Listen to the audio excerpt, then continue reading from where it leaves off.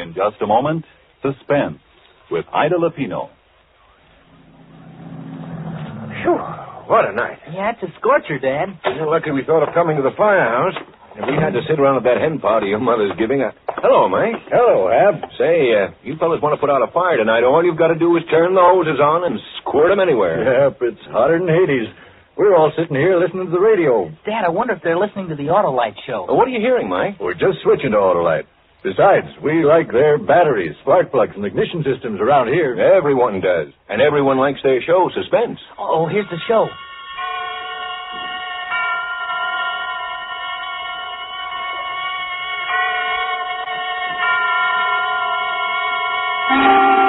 Suspense.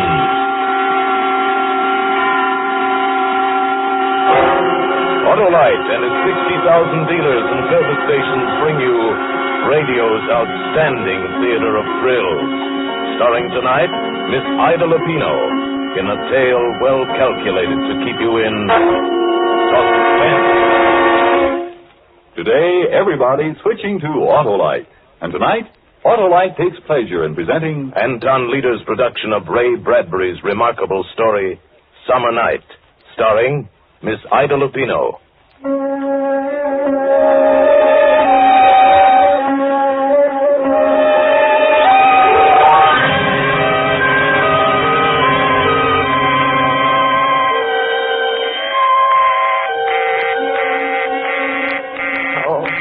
Is the line still busy?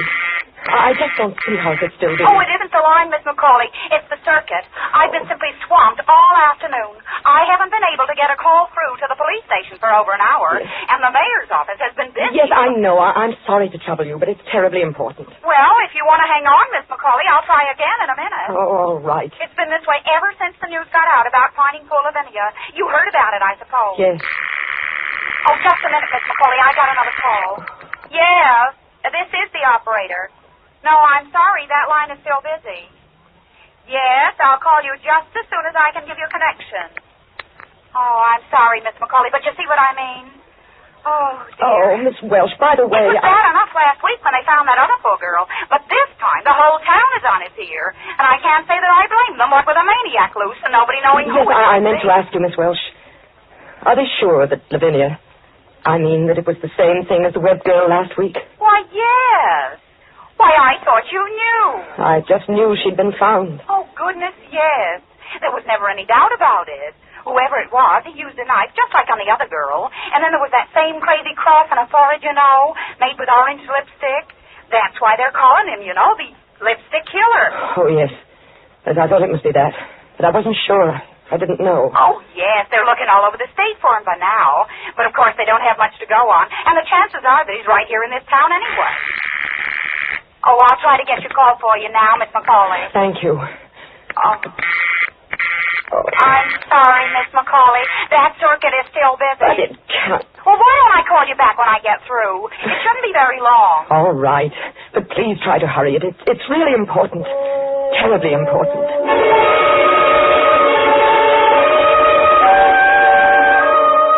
While I was waiting for the call, I went to the front door to start locking up.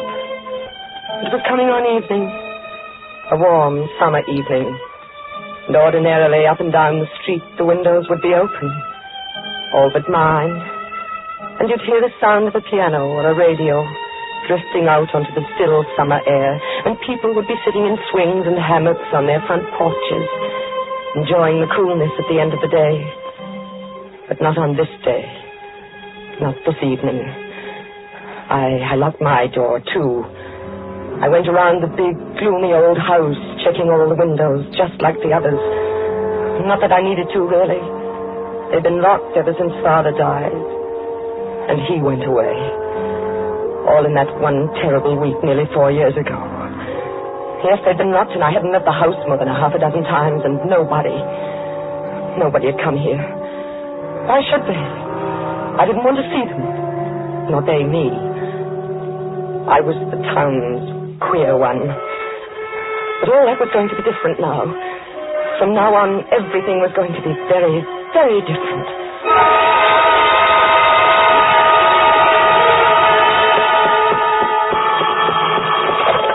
Yes? I Hello. At your party now, Miss Macaulay. Go ahead, please. Oh. Hello? Oh, Helen, is that you? Yes, who's this? It's Anna. Anna Macaulay. What? Why, Anna. Why, what a surprise. How have you been, Helen? Oh, just fine. You know, there's nothing ever the matter with me. But how are you, Anna? Oh, I'm well. You know, I've been living rather quietly these last few years. Yes, I know. I mean, I'd heard. It's been a long time, hasn't it, Helen? Why, yes. I haven't heard your voice for, well, how long has it been? Nearly 4 years. Has it? 3 years and 11 months this week, to be exact. Oh, that long has it? Well, it doesn't seem possible, and we were such good friends before. Helen, I hope you don't think. I mean, those last few times you called and I didn't answer. Oh, darling, of course not. I knew how you must be suffering, your father passing on so suddenly that way, and you'd always been so close. I wouldn't have even bothered you at such a time, only that we'd been such good friends, and I thought maybe I could help. And then, of course, I heard later anyway that, well, that is, Yes. Yes, I suppose you must have heard some rather strange things about me, Helen. Oh, not strange, dear, no. But we all knew you wanted to be alone in your grief, and we respected that feeling naturally. I know. But sometimes I've been afraid people didn't quite understand, though. Of course they did. Well, darling, now that you're back in the world again, so to speak, you must come over and see me. I'm staying with my mother now, but you know that anyway. Yes. Helen. Yes, dear. Helen, it wasn't just an accident, my calling you this way. Well, I should hope not. I want to ask you a favor. A tremendous favor. Why, of course, darling, anything. I want you to come over here to the house. I should say I would. I'll try to make it Friday or early next week at the latest, just as... No, I don't mean just sometime, Helen. I mean now. Right now. Right this minute. Now? Yes. But, darling, I don't see how I can. I mean, I don't know what Mother's plans are. Helen, you know I wouldn't ask if it wasn't serious. Serious? What do you... Please say you'll come. Well, I'll try. No, don't just try, Helen. Come. You've got to come. Oh, darling, what is this? What can be so serious? Maybe I'm being silly, but I think it's more than serious, Helen. I think it may be a matter of life and death.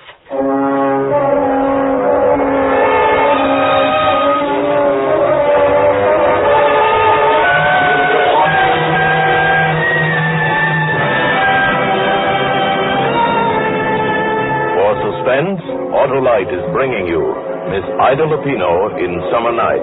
Autolite's presentation of radio's outstanding theater of thrills, Suspense.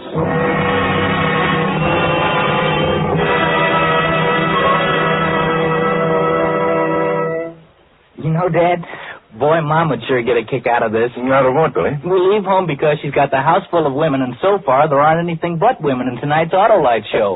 Well, if she's listening, we'll certainly hear about it when we get home from the firehouse.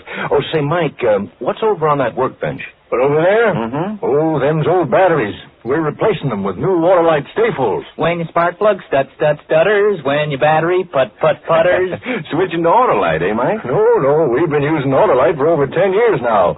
You know, when you got to get out of here in 7 seconds after the alarm sounds, you got to have the surest, safest batteries there are. When we got to go, we go. Yes, the new Autolite Stay Full battery is a great battery. Needs water only 3 times a year in normal car use. This greater liquid reserve practically eliminates one of the major causes of battery failure. Car owners tell us it's the greatest battery ever built. The greatest battery ever built. Money cannot buy a better battery for your car. Yep, that's real battery know-how. Once water goes into an Autolite Stayful, it's like going into a camel.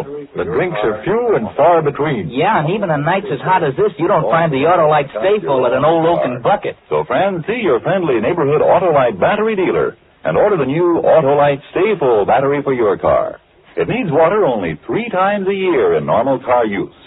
Remember, folks, Autolite means battery, stay full battery. Autolite means spark plug, ignition engineered spark plugs. Autolite means ignition system, the lifeline of your car.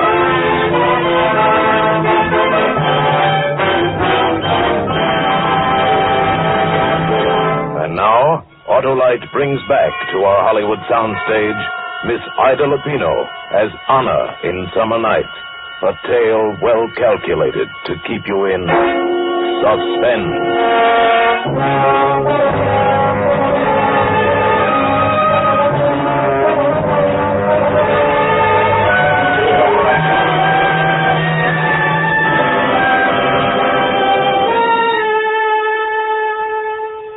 matter of life and death, I told her. I knew Helen would come to see me after that. It would be strange seeing her again. Not that we'd ever quarreled. She never even suspected, of course. But after that day when he went away with her, I'd simply put her out of my life and never thought of her again.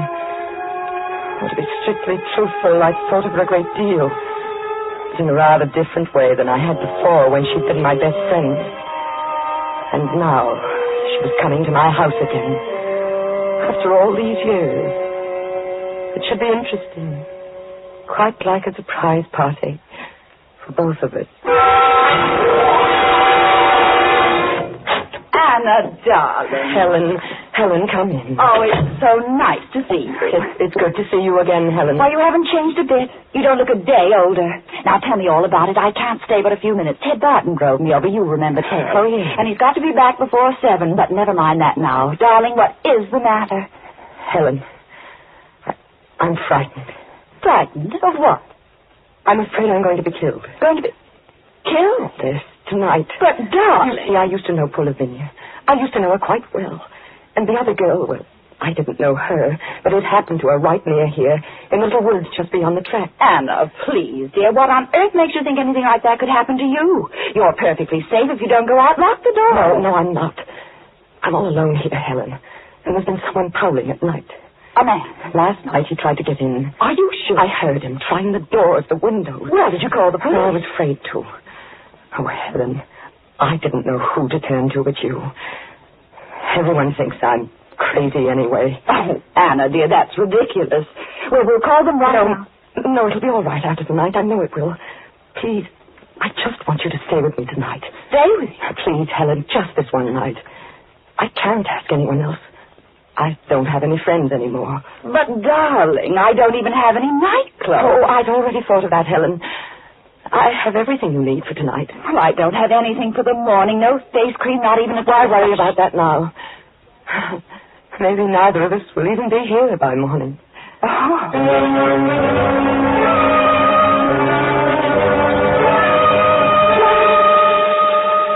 So she said she'd stay. Went out and told Ted Barton. Ted Barton. It was typical of Helen. Only 2 weeks back from Cleveland, and already she had the county's most eligible bachelor squiring her around in his car. But that was going to be different, too. I fixed a little supper for both of us, and then we tried all the doors and windows. And then there was nothing to do but sit and talk to her until it was time to go to bed. No more, thanks. You're afraid it will keep you awake, Helen? I'm afraid I won't need coffee to keep me awake. Anna, is it true? I mean what they say about these murders. Is what true? Well, I mean... You've been out in the world, Helen, more than I have lately. You should know more than I. Well, all I meant was... Well, you seem so frightened. I thought you might have heard something special. No. Is it true about the lipstick? Why not? Oh, it sounds so crazy. I thought it might be just something the newspapers made up. With a cross on their foreheads. In lipstick. Orange lipstick. Anna, you do know something. Don't be ridiculous, Helen. How could I? But lipstick, Anna. Do you suppose perhaps it isn't a man at all? It's a woman. Oh, I'm sorry, dear. Did I do that? No. Well, come on, Helen. It's time to go to bed. Oh, yes. I suppose we might as well. You don't mind sleeping in the same room with me, do you? No, of course not, dear. Oh, shouldn't you leave on a light downstairs? No. Didn't do any good last night. Oh. Well, I must say I don't blame you for being a little frightened, staying here all alone. Rather a gloomy old place, isn't it? Oh, I don't think so. It's always been like this. It's the way Father liked it. What about your mother? I hated my mother. Oh, Anna. Well, it's true. Why not say it? That's your own mother. What does that matter? Everyone has to have someone to hate, Helen. Enough to kill them sometimes. Oh, and I don't think that's true. How can you say that everyone... Well, this is our room. Why, it's... What? It's charming. It's so... it's so different from the rest of the house. Yes. This was to be my bridal room. If I'd ever married. Darling, I didn't know... Well, I didn't know you'd ever thought... It was a long time ago. What's the news of Charles? Charles? Well, there just isn't any. You knew we were separated, didn't you? Yes. What was the trouble, Helen? Oh, I don't know. After the first year, he simply became impossible, that's all. You remember, even as a child, he was sometimes wild. Strange. Oh, yes. Yes, he and I were always the queer ones. Why, whatever do you mean? Strange, different, a little apart from all of you somehow. Not quite right, I think they say about me now. Oh, Anna, you're imagining that. No one ever said such a thing. No? Of course not. What about Charles? Nothing. He just left, that's all. Haven't even heard from him in 6 months. Are you sure it was all his fault, Helen? Perhaps if he married someone else. Oh, you know there was never anyone else for Charles. That's the funny part of it. Of course, he liked other girls. He liked you. Yes. Well, you're certainly lucky he didn't marry you. I don't know what happened towards the end. It just went from bad to worse. It got so I hated the very sight of him. I told you. Everyone had to have someone to hate. Oh, I didn't really mean Are you that. sure, Helen? Haven't you ever hated anyone? Oh, perhaps as a little girl I thought I did. You hated me, didn't you? Why, darling, I never... There were some times when I hated you, too. Oh, I don't believe it. Children can't really... Can't they? When an ugly little girl like me sees a pretty little girl like you getting everything she wants all through her life. Well, not exactly everything. You could always twist the teachers around your finger. Later it was the same with the boys. And finally Charles. Just because you were pretty. Oh, maybe I was a little prettier than you, dear, but you were always a clever one. Yes. Yes, I was the clever one. Well, I suppose we really should go to bed. Why, Anna, look at this. I didn't know you used lipstick. I don't. It's just one young cousin of mine left here several months ago. Oh, well, that's funny. Do you know what color it is, Anna? What color is it, Helen? It's orange.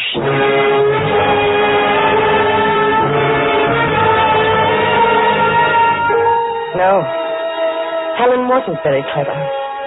It amused me to watch her trying to think. Putting two and two together. And not being able to because she was afraid of her own conclusions. Because she was essentially a hypocrite, like everyone else. If she hadn't been, it might have saved her life.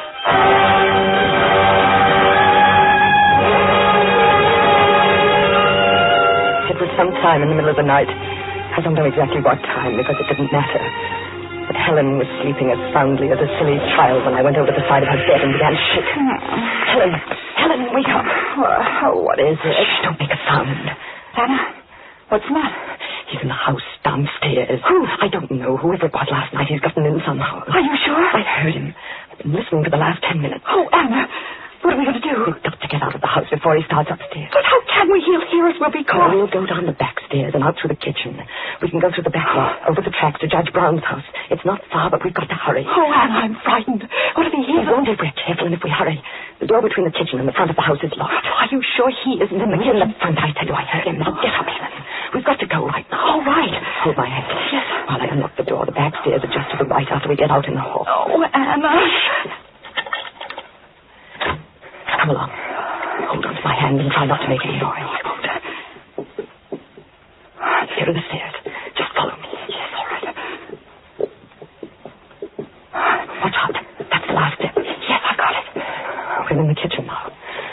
Can you see anything? No, it's too dark. Stand right there. Right where you are and don't move. Where are you going? There's something I want to get before we leave. Anna, please. What are you doing? I've got it now. A knife. Here, take my hand again. All right. A knife? This way. Oh, I don't think I can for a minute. Come along, Helen. In a little while, it'll all be over.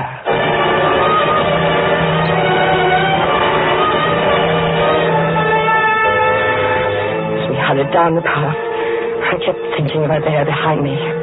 So frightened now. I had to keep myself from laughing out loud.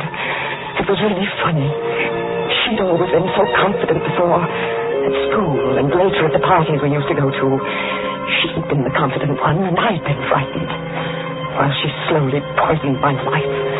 While she quietly and deliberately stole everything I'd ever wanted. Even Charles. But it was different now. That must be the 2 o'clock local. On the other side of town. Yes. Which way now? Straight ahead, to the grove of trees. Anna, isn't here somewhere? they found that girl? Yes. Why? Oh, Anna.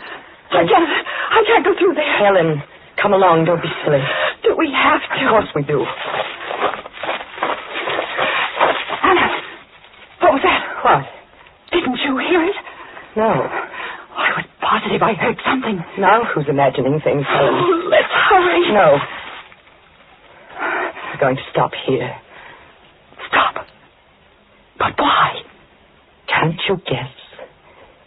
Even now, Helen. Oh, Anna. No.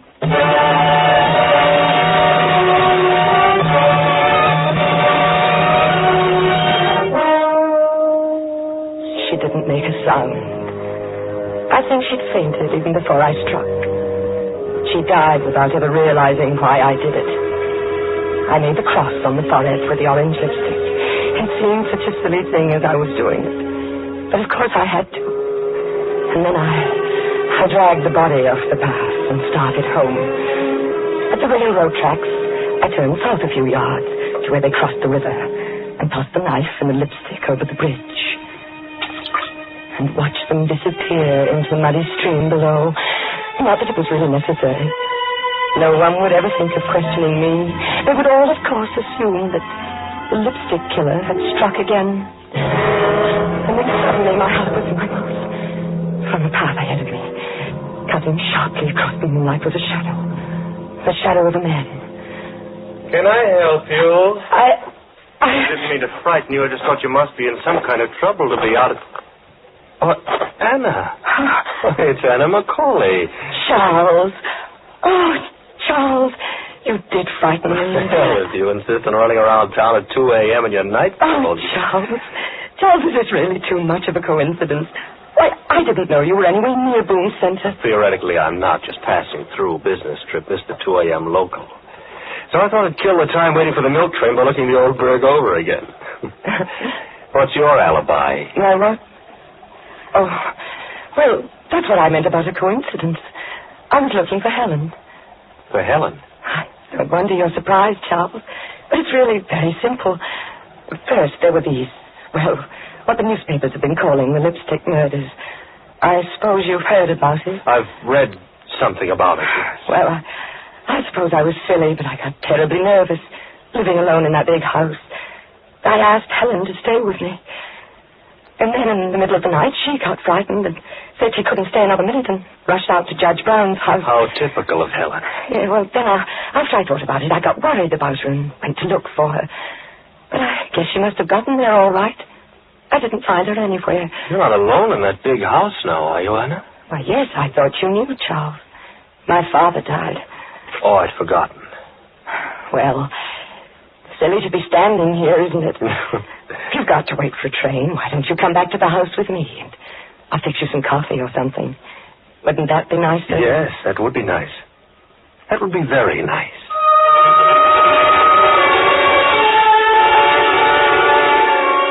I could hardly believe my good luck. Charles, of all people. It was as though he'd come back to me. Almost as though he'd known and come back to me just at the right moment. So there we were, making coffee in the kitchen, talking over old times. Oh, dear, where is that opener for the evaporated milk? I never can find it. Oh, here. I'll open it with my knife.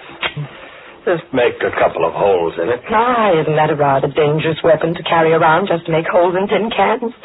Oh, it has other uses. There we are.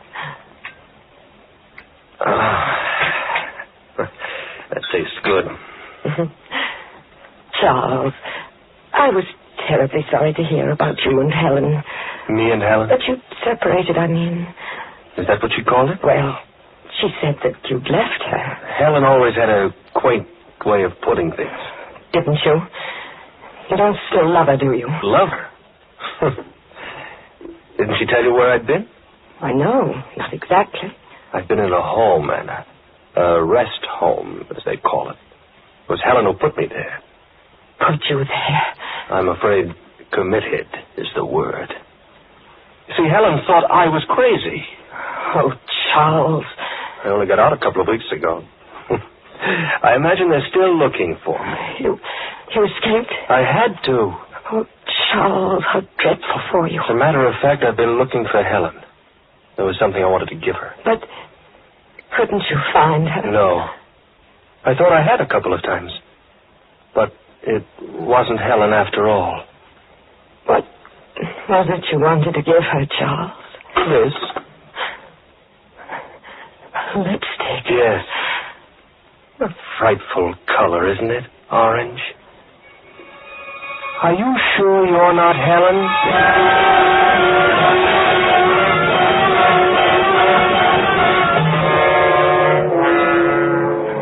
I heard the doctors talking a little while ago. They say I won't live through the night. But I don't care. Oh, it's been such a glorious day.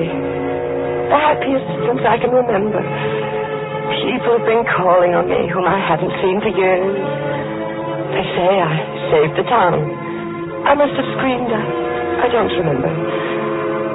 So they caught poor Charles. And for the first time in my life, I'm a really important person.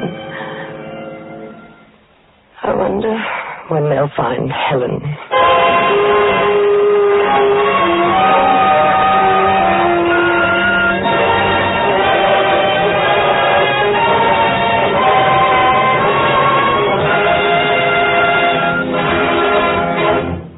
Thank you, Ida Lupino, for a splendid performance on Suspense. In just a moment, we will again hear from Miss Ida Lupino. Gee, what a show. I was sweating and it wasn't from the heat either. What a show. Hey, that's right. Gee, Dad, a fire. Now, out of the way, son. Where's the fire, Mike? Well, it's 28 to bed. They were out of here in 7 seconds. Almost before they stepped on the starter. Mike sure wasn't fooling about those Autolite stay-full batteries, was he, Dad? No, sir. Talk about pistol pack in action.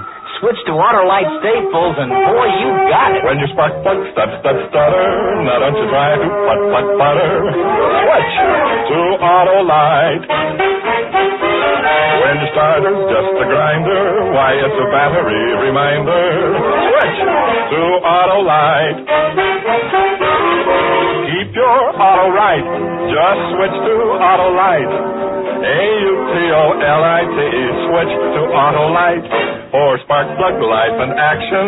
For a battery whose attraction is ignition satisfaction. Switch to Autolite. And now, here again is Miss Ida Lupino. It's always a great pleasure to appear on Suspense. And as a listener, I'm looking forward to some outstanding programs on this new Suspense series with stars like Charles Lawton, Agnes Moorehead, Van Johnson, Madeline Carroll, and Ann Southern. And next week, I'll be tuned in to hear Douglas Fairbanks Jr. in a gripping suspense story entitled Deep into Darkness. I know you'll want to hear it, too, on Suspense. Ida Lupino may soon be seen in Darrell F. Zanuck's 20th Century Fox production Roadhouse. Tonight's suspense play was written by Robert L. Richards from an original story by Ray Bradbury. The music was composed by Lucien Morawick and conducted by Lud Gluskin. The entire production was under the direction of Anton M. Leader. Next Thursday, same time, you will hear Douglas Fairbanks Jr. in Deep into Darkness. This is CBS, the Columbia Broadcasting System.